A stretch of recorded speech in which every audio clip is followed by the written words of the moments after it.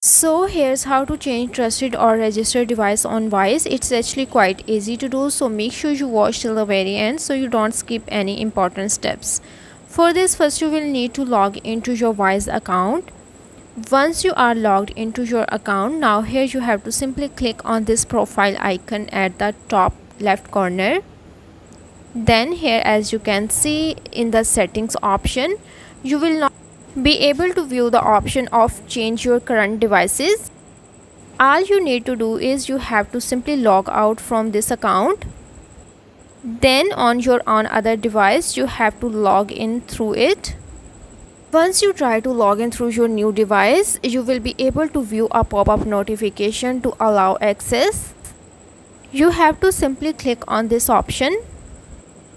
Once you click on this option, now a new device will be added to your trusted devices. So that's how to change trusted or registered devices on Wise.